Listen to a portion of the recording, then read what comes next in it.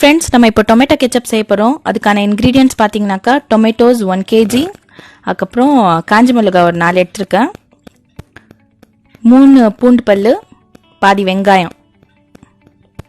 சிம்பிளான ரெசிபி, அவ்வளவுதான் இது. ஸோ ஒரு பெரிய பாத்திரம் எடுத்துக்கோங்க. அதுக்கப்புறம் அதில் டொமேட்டோஸை குட்டி குட்டியாக கட் பண்ணிக்கோங்க. டொமேட்டோஸ் வந்து நீங்கள் குட்டி குட்டியாக கட் பண்ணிங்க அப்படின்னாக்கா சீக்கிரமாக பாயில் ஆகும். நீங்கள் கொஞ்சம் பெருசு பெருசாக கட் பண்ணிங்க அப்படின்னாக்கா அது சீக்கிரமாக பாயில் ஆகாது, மெல்ட் ஆகாது. ஸோ நான் வந்து சின்ன குட்டி குட்டியாக கட் பண்ணியிருக்கேன், அப்போ தான் அது சீக்கிரமாக மெல்ட் ஆகும் அப்படின்றதுக்காக.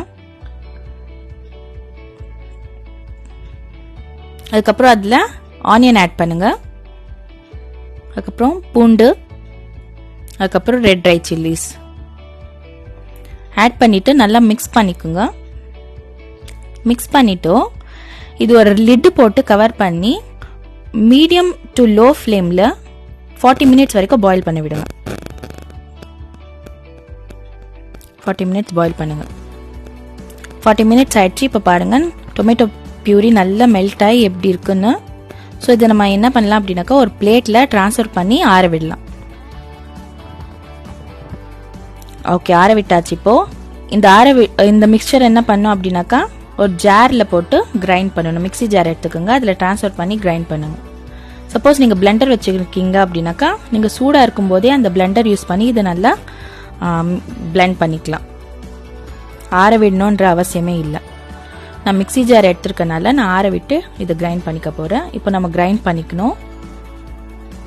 பாருங்கள் டொமேட்டோ பேஸ்ட் எப்படி இருக்கு.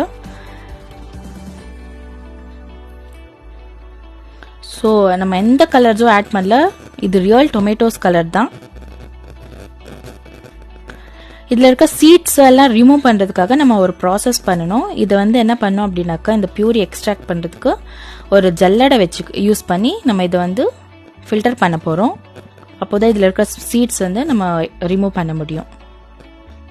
ஸோ நான் ஸ்பூனால் நல்லா ப்ரெஸ் பண்ணி நீங்கள் இதை ஃபில்டர் பண்ணிக்கோங்க. பாருங்கள் டொமேட்டோ பியூரி எப்படி வந்து கீழேருந்து விழுது.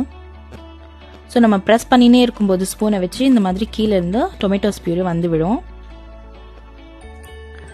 கண்டினியூஸாக பண்ணினே இருந்தால் உங்களுக்கு பியூரி கிடைக்கும். பாருங்கள் இந்த டொமேட்டோ பியூரி இருக்குது. இந்த டொமேட்டோ பியூரி என்ன பண்ணணும் அப்படின்னாக்கா ஒரு கேஸில் வச்சு லோ ஃப்ளேமில் அதில் வினிகர் 1/2 கப் ஆட் பண்ணுங்க. அதுக்கப்புறம் ஒரு பட்டை, 1/2 கப் சுகர், சால்ட் 2 டீஸ்பூன். நம்ம வினிகரும் சுகரும் ஆட் பண்ணியிருக்கனால இது சீக்கிரமாக ஸ்பாயில் ஆகாது. ஏன்னா இது இந்த ரெண்டும் பார்த்தீங்கன்னா குட் ப்ரிசர்வேட்டிவ்ஸ். அதுக்கப்புறம் குட் டேஸ்ட்டும் தரும். இது ஈஸியான ரெசிபி தான், நீங்கள் வீட்லேயே ட்ரை பண்ணலாம். வெளியிலேருந்து வாங்கணுன்ற அவசியமே கிடையாது. ஸோ நல்லா மிக்ஸ் பண்ணி இது லோ ஃப்ளேமில் 15 மினிட்ஸ் வரைக்கும் பாயில் பண்ண விடணும். ஸோ இதோட கன்சிஸ்டன்சி ரொம்ப திக்காக இருக்கனால இது மேலே தெரிக்கும் பாயில் ஆகும்போது. கொஞ்சம் தூரமாகவே இருங்க பாயில் ஆகும்போது. அப்படி இல்லைன்னா ஒரு லிட் போட்டு கவர் பண்ணி வச்சுடுங்க.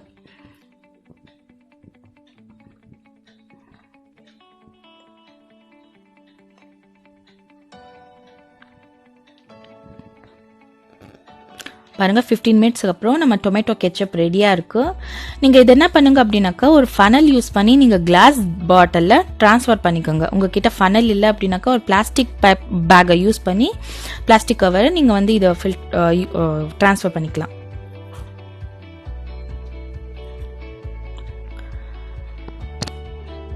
பாருங்கள் இப்போ டொமேட்டோ கெச்சப் ரெடியாக இருக்குது. உங்களுடைய ஃபேவரட் ஸ்நாக்ஸோட இது நீங்கள் டேஸ்ட் பண்ணலாம். ஸோ இதை நீங்கள் பார்த்தீங்கன்னா கிளாஸ் பாட்டிலில் யூஸ் பண்ணுறதுனால நீங்கள் இந்த ஃப்ரிட்ஜில் தாராளமாக 1 மாதம் வரைக்கும் ஸ்டோர் பண்ணலாம், கெடவே கெடாது.